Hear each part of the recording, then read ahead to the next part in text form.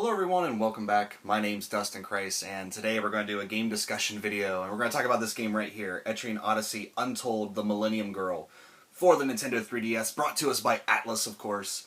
And this, I just finished this not too long ago and this game is phenomenal. I really enjoyed my time with this game.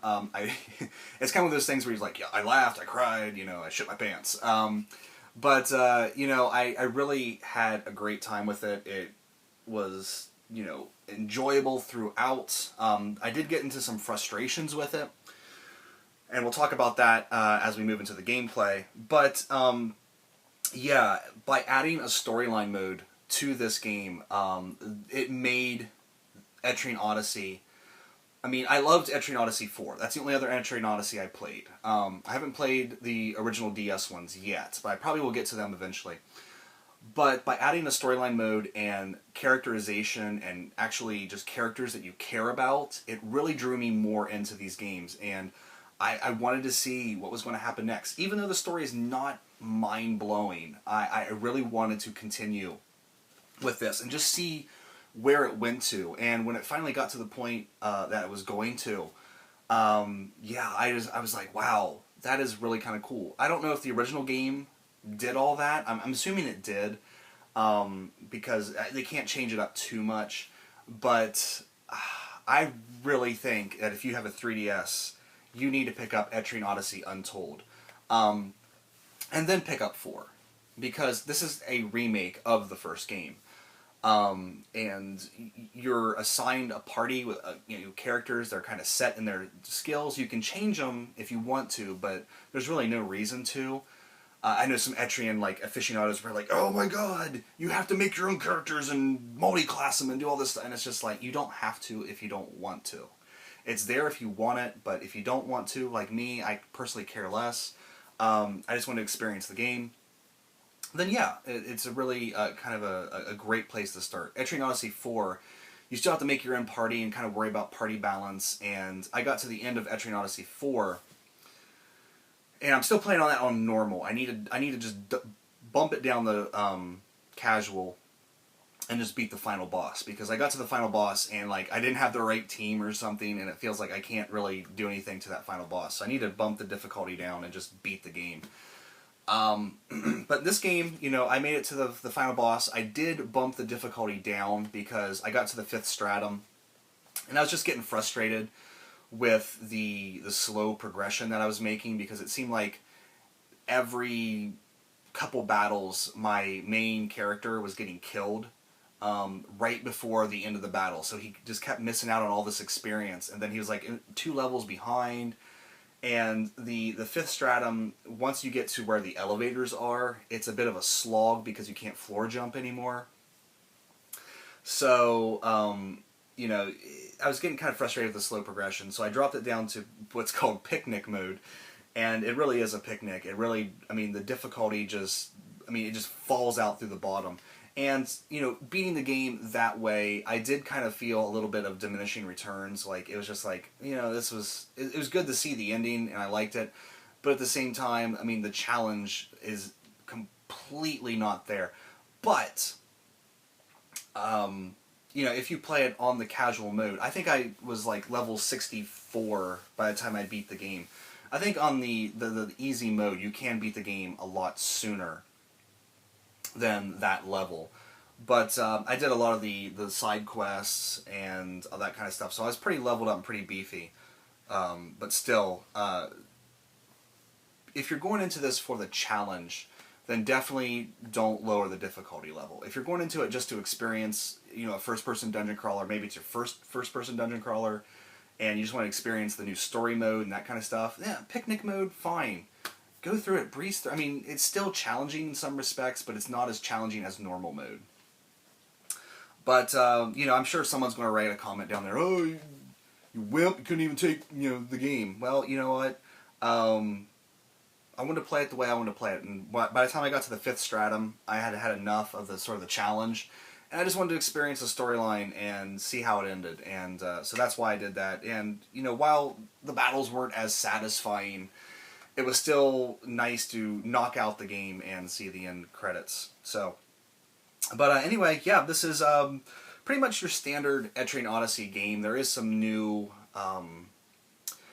features to it. The floor jump, really, I love the floor jump because the problem with first-person dungeon crawlers in a lot of respects is, especially some of the older ones, especially like Dark Spire. When you enter the dungeon, you enter from the beginning and you have to climb down all those floors. And, you know, there's like 20 some floors in Etrian Odyssey. Now, I don't know if in the old ones you can just skip to the different stratum, but even then, you still have to climb through, you know, 4 floors to get to where you're at, you know, exploring the 5th of that stratum. So, adding the floor jump just, it makes it so much quicker, a much quicker game. When you're doing the side quest, it makes it so much quicker to just jump right to that floor and start your side quest. You know, maybe if you played this without the floor jump, this could take you up to 100 hours. I think I put about 50-ish into it. But yeah, no way, shape, or form do I think the floor jump is a bad idea. There's also this new system of the Grimoire Stones. And to be honest with you, I really didn't explore this too much. Later in the game, I started getting some really good ones, and I just kind of equipped the good ones to my characters.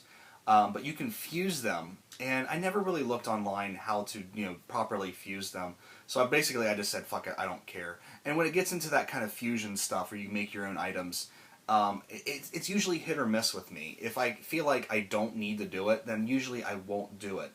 And I never really felt like I needed to do it in Etrian Odyssey. Now, of course, I probably could have made my characters much, much more powerful if I would have figured out how to do it properly and do it. But, like I said, I never really felt the need to, so I didn't really explore it. But basically, you take 3 of these Grimoire Stones and use one as a base, one as a catalyst, and then one as something else. And only 2 of them do you get to keep the the abilities from.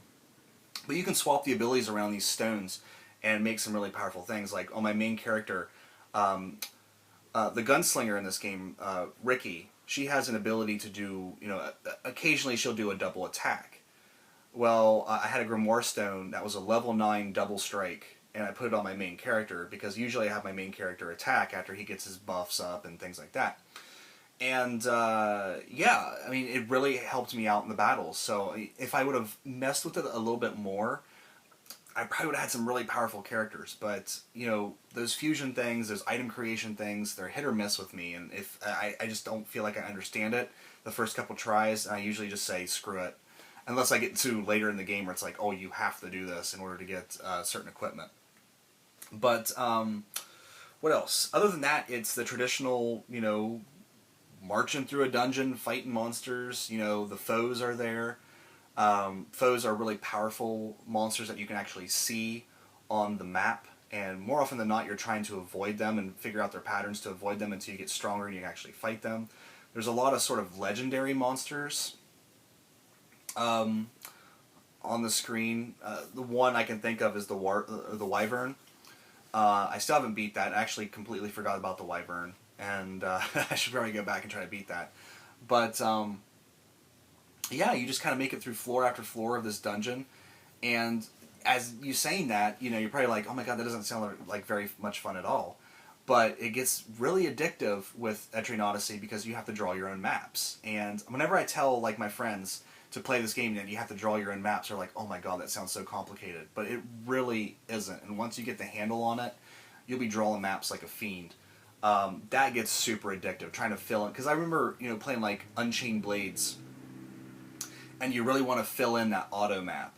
And with Etrian Odyssey, you really want to fill in that map and draw it out yourself. It's really an addictive, it's probably the most addictive part of the game is drawing that damn map, to be honest with you.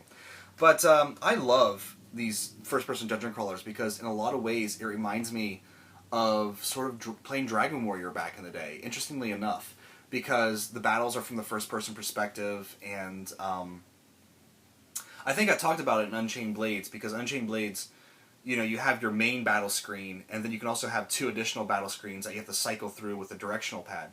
And I always thought that'd be something for, like, the Super Nintendo versions of Dragon Warrior to do back when I was playing it, because so you had like multiple screens of enemies to fight. But it's really, it takes me back to my roots, playing these old school RPGs. And I think that's why I like them so much. Just super, super addictive, because you want to explore that next floor. It's amazing how much it just kind of drives you insane. And I was playing this game so much that, like, in my sleep, I was dungeon crawling in my sleep, first-person perspective dungeon crawling, and I'm glad it's over with now, so I can get back to sort of normal dreams. But yeah, really, really fantastic game. The music standpoint, the audio, there is some voice acting in it. I wish there was more. There are some cutscenes, anime cutscenes in this. I wish there were more. I wish there was more story segment in it. I mean, there's a lot of it in there to begin with, but I don't understand. This game's not very graphically punchy, so I don't know how they're filling up that DS card, that 3DS card, that they couldn't put more voice acting in it. But for what it is really good and helps sell the story. The music, I love how Etrian Odyssey's music is very tranquil, because, you know, if you're marching around this dungeon and you have sort of this annoying like heavy metal action piece playing in the background, it can kind of numb you out. Whereas the more tranquil songs, it really just feels like you're kind of taking a relaxing stroll through these dungeons. Really excellent. I haven't listened to the CD that comes with this first edition set, but yeah, I'm pretty sure I would enjoy it, because there was not a track in the game that I disliked. Graphically, you know, basically it's the same engine as Etrian Odyssey 4. If you're a graphics whore out there, you're probably going to be like, this game's not that graphically powerful. But when you start putting on the 3D, and which I played with the 3D for a little bit until my eyes started to bleed, when you play it with the 3D, it is a really beautiful effect, and it's probably one of the better 3D effects on the 3DS. But when you take the game as a whole, and how the genre itself is kind of a throwback to old, you know, PC games, really, you don't need anything much more than what Etrian Odyssey throws at you in the graphics department. I mean, I don't know how they can make this game, this style of game, any more graphically beautiful. You know, it's kind of weird. Unless you take it like Shin Megami Tensei 4 did, and you take it out of that first-person dungeon crawl and make it more of a third-person, you know, type of thing. Then I can see how you can update the graphic fidelity, but then you lose what the genre really is. But for what it's worth, Etrian Odyssey Untold, this is Etrian Odyssey perfected. I know there's people out there, oh, it didn't need the storyline, it's so stupid, it's got a story now. And it just goes to show you that people will bitch about anything, absolutely anything, because adding a storyline to this only makes the game better. And if you don't want the story, then you can play the enhanced classic mode and have it the way you want it. Really, there is no downside to this game. And if you're on the fence about it, I say pick this up, because it is so welcoming to new players to the genre. You never know. It took Unchained Blades. I think it was it Unchained Blades or was it Etrian Odyssey 4 that I played first? I can't remember which the first-person dungeon crawler I played was. But they get super addicting, and if you're looking for a new style of RPG to play, bam, right here it is. Pick it up. It is amazing. Very high on my Game of the Year list. I don't know if it cracked the top 5 or not. I'll have to actually check the list. But it is phenomenal. And Atlas, man, they keep bringing... They're quickly becoming one of my favorite publishers. Maybe even over Square Enix, because Square Enix just seems to kind of... Well, let's slap Final Fantasy or Kingdom Hearts on it. Here you go. And Dragon Quest kind of withers on the vine. But Atlas is really becoming...